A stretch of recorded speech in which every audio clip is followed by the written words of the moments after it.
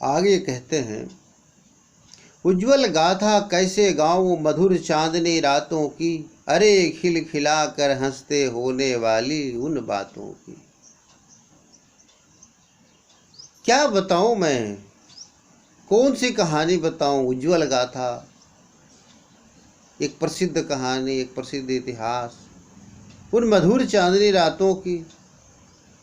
लोग अपने जीवन काल में अपनी अर्धांगिनी के साथ जो पल बिताते हैं, जीवन के बड़े सुनहरे पल, मधुर चांदनी रात में भ्रमण करना, विचरण करना, या नौका विहार करना, या कहीं घूमना फिरना, जीवन के वो हसीन पल, वो खुशनुमा यादें।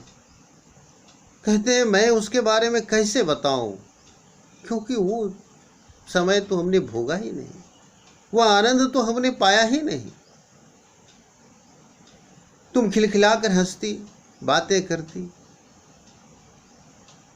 जैसे कई फिल्मी गीतों में ये बात बताई जाती है,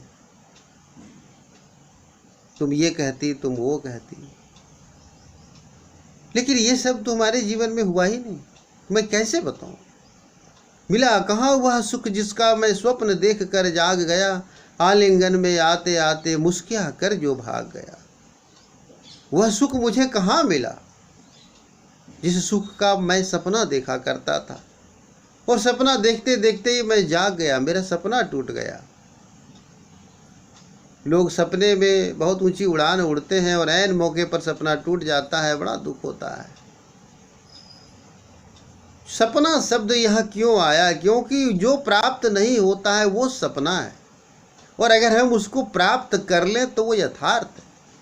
तो वो इनके लिए एक सपना बनकर रह गया, क्योंकि यथार्थ बना नहीं, इन्हें वो सुख प्राप्त हुआ नहीं।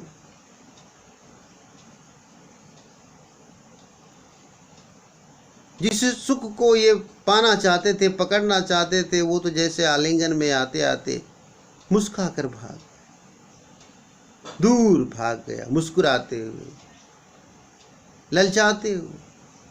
जैसे कुछ बच्चे तितली पकड़ने के लिए आगे बढ़ते हैं, अब पकड़ी, अब पकड़ी, अब पकड़ी, फुर से उड़ जाती है।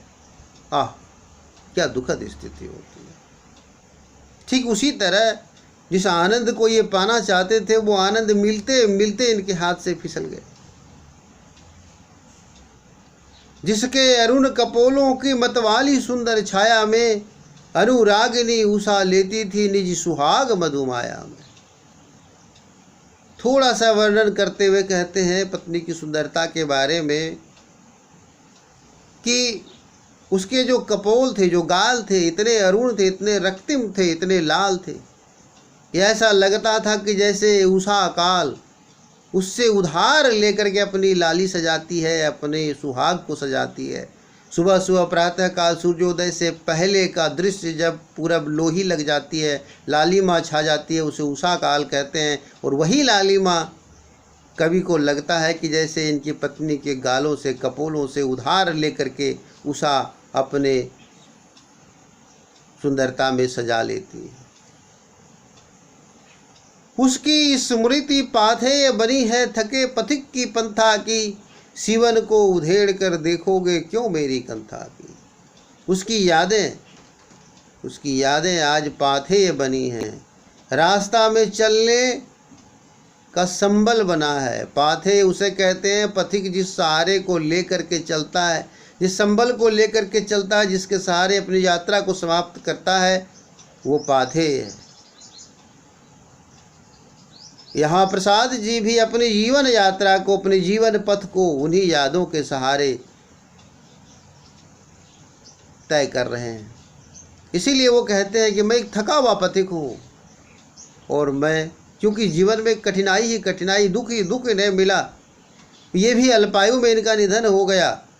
इसी वजह से ये थके हुए पथिक की तरह अपने आप को कहते हैं। उसकी यादें इनके लिए पाथे बनी, उसी के सहारे अपने जीवन को जी रहे हैं।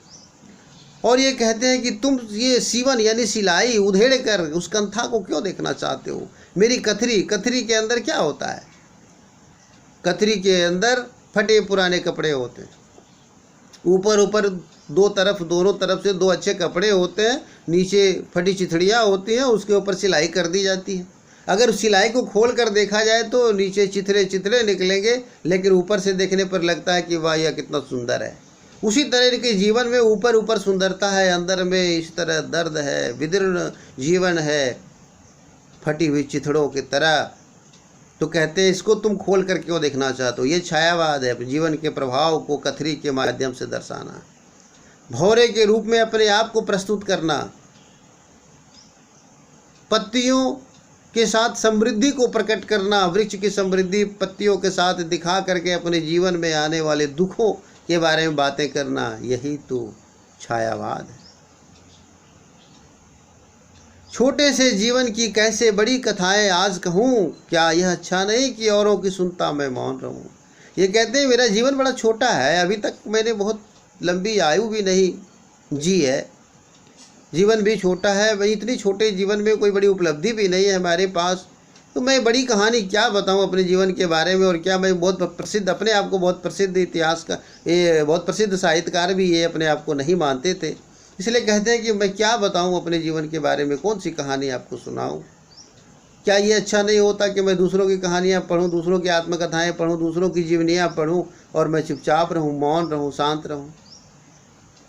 सुनकर क्या तुम भला करोगे मेरी भोली आत्मकथा, अभी समय भी नहीं थकी सोई है मेरी मौन व्यथा।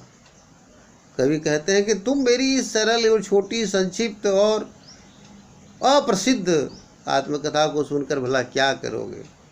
लोग उन लोगों की आत्मकथा को पढ़ना चाहते हैं, उनको सुनना चाहते हैं, उनको जानना चाहते हैं जो विशिष्ट होते हैं, जिन्हें बड़ी बड़ी उपलब्धियां प्राप्त होती हैं, जो चर्चित होते हैं। अभी तो समय भी नहीं है, मेरी जो व्यथा है, मेरा जो कष्ट है, मेरा जो दुख है मन का, वो अभी मौन है, शांत है, सोई हुई है मेरी व्यथा, उसको जगाने की अभी ज़रूरत नहीं है, रहने दो। अगर मैं आत्मकथा लिखने बैठूं तो उसे कुरेदना पड़ेगा, उसे मैं कुरेदूंगा तो दुख प्रकट हो जाएगा। जैसे होता है ना, सूख रहे घाव को कुरेद कर फिर से हरा कर देना, वो स्थिति हो जाएगी। सूख रहे जख्मों को फिर से हरा करने की ज़रूरत नहीं है। यही अच्छा होगा कि शांत रहने दो। इन्होंने संक्षेप में कुछ बातें बता दी, क्योंकि ये कविता कुछ और लंबी है, यहाँ पर ये लंबी नहीं दी गई है, छोटी मात्रा में दी गई है, लेकिन इन्होंने बहुत सी बातें बता दी हैं, बहुत सी बातें इन्होंने इसमें बता भी दी हैं, अप्रत्यक्ष रूप से ही प्रकट करके उसको बताया है, अपने कष्ट के बारे में, अपने जीवन की विसंगतियों के बारे में, परेशानियों के बारे में। तो ये है उनकी आत्मकथा। अब हम लोग इसके बाद इसके प्रश्नोत्तर की ओर आगे बढ़ेंगे।